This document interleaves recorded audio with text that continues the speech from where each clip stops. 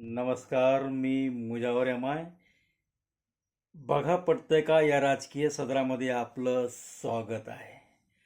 आज मी या ठिकाणी काही राजकीय घडामोडीविषयी काही मुद्दे मांडणार आहे.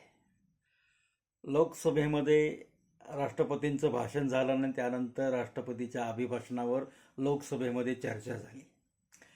आणि या लोकसभेमध्ये भाषण करत असताना पंतप्रधान मोदी यांनी विरोधी पक्षनेते लोकसभेचे विरोधी पक्षनेते माननीय राहुल गांधी यांना बालिश बुद्धी हा शब्द वापरला. वास्तविक पाहता राहुल गांधी हे लोकसभेच्या विरोधी पक्षनेते या पदावर आहेत. हे पद संविधानिक पद आहे आणि या संविधानिक पदाचा मान सन्मान हा राखला पाहिजे. ही लोकसभेची परंपरा राहिलेली आहे. मागील काळामध्ये अनेक विरोधी पक्षांनी सत्ताधाऱ्यावर टीका केली असेल, सत्ताधाऱ्यांनी विरोधकावर केली असेल, विरोधी पक्षावर केली असेल, परंतु कधीही त्यांचा एक मान सन्मान त्या पदाचा, विरोधी पक्षनेते पदाचा मान राखण्याची पद्धत ही लोकसभेची राहिलेली आहे. मात्र बालिश बुद्धी म्हणून पंतप्रधान नरेंद्र मोदी यांनी राहुल गांधींना बालिश बुद्धी असं संबोधून त्यांचा एक प्रकारे अवमान केला. वास्तविक पाहता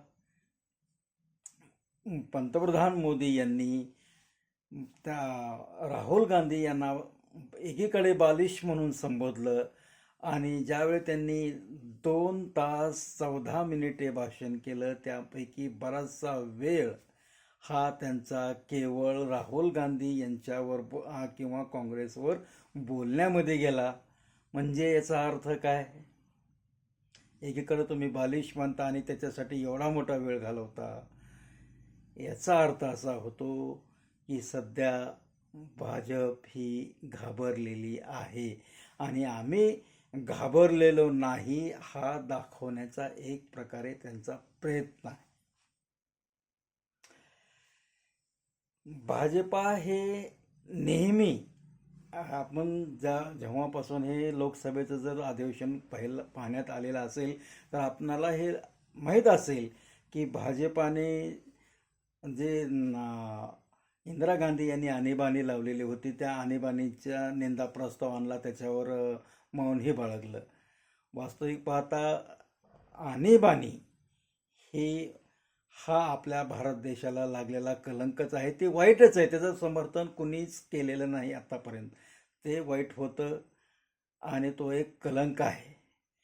मात्र या ठिकाणी हे निदर्शनास आणून देऊ इच्छितो मी की ज्यावेळी इंदिरा गांधी यांनी देशामध्ये आणीबाणी लावली, त्याच्यानंतर ज्या निवडणुका झाल्या त्या निवडणुकीमध्ये आपल्या देशातील जनतेने इंदिरा गांधी यांना पराभूत केलेलं होतं. म्हणजे त्याची शिक्षा त्यांना दिलेली होती.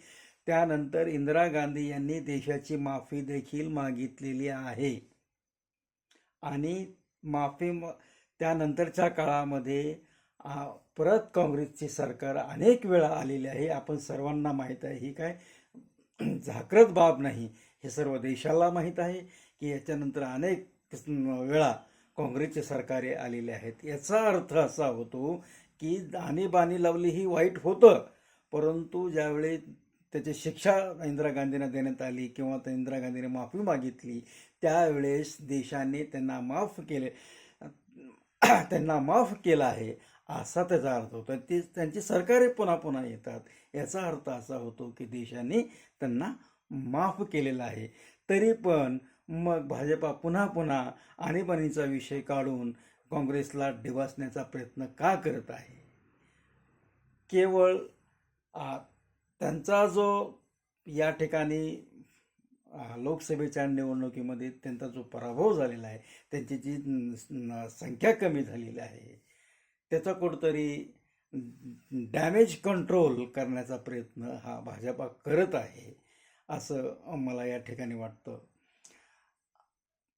पंतप्रधान नरेंद्र मोदी यांनी दुसरी एक बाब या ठिकाणी लोकसभेमध्ये बोलताना मांडली आणि ती म्हणजे की काँग्रेस ही आता दुसऱ्याच्या साह्याने निवडून येते, म्हणजे परजीवी झालेली आहे. काँग्रेस ही परजीवी झालेली आहे असं त्यांनी आपल्या भाषणामध्ये म्हटलं. वास्तविक पाहता आपण महाराष्ट्रीयन सर्वजण आहोत. आपल्याला महाराष्ट्राला माहीत आहे की भाजपा या महाराष्ट्रामध्ये कशी वाढली. भाजपा सुरुवातीच्या काळामध्ये काही नव्हती. ती माननीय बाळासाहेब ठाकरे यांच्या शिवसेनेच्या सहाय्याने महाराष्ट्रामध्ये वाढली. त्यांची युती होती आणि शिवसेनेच्या सहाय्याने महाराष्ट्रामध्ये ती वाढलेली आहे. म्हणजे खरं परजे. आणि आताही ते शिवसेना असेल, अजितदादा यांचे राष्ट्रवादी असेल, यांच्या सहाय्यानेच ते वाढत आहे. अनेक राज्यामध्ये त्यांची अशी स्थिती आहे.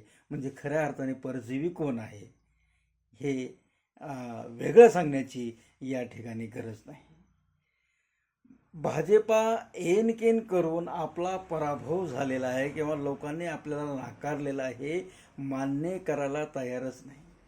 अरे करायला पाहिजे. लोकशाही आहे. लोकशाहीमध्ये अनेकांना या लोकशाहीने पराभूत केलं. तुम्हाला पराभव केलं म्हणून असं कुठं काय बिघडलं.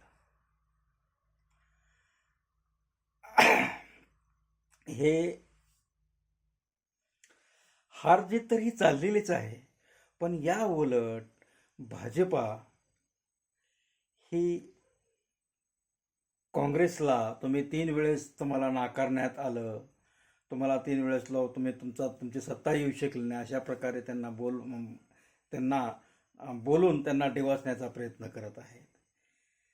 खरं म्हणजे हे कोणीही सांगेल, समजा एक आहे आणि एकामध्ये एक जर प्लस झालं तर किती 2 होतात. म्हणजे काय झालं, एकाला 1 प्लस झालं म्हणजे 2 झाले, म्हणजे ती प्रगती आहे. आणि समजा एकाचे पूर्वीचेच 5 होते आणि त्यातून 1 मायनस झाला, मग 4 आहेत, इकडं 2च आहे. पण हे 5 मधून 1 मायनस झाला म्हणजे अधोगती आहे. हे मान्य करण्यामध्ये काय हरकत आहे. लोकशाही आहे. लोकशाहीमध्ये कधी हार होत असते, कधी जीत होत असते आणि हे मान्य करायला काहीच हरकत नाही. तरी पण भाजप आम्ही हारलो आहोत किंवा आमचा या निवडणुकीमध्ये पराभव झाला किंवा आम्हाला लोकांनी नाकारलं हे मानायला अजिबात तयार नाही. बघा पटतंय का.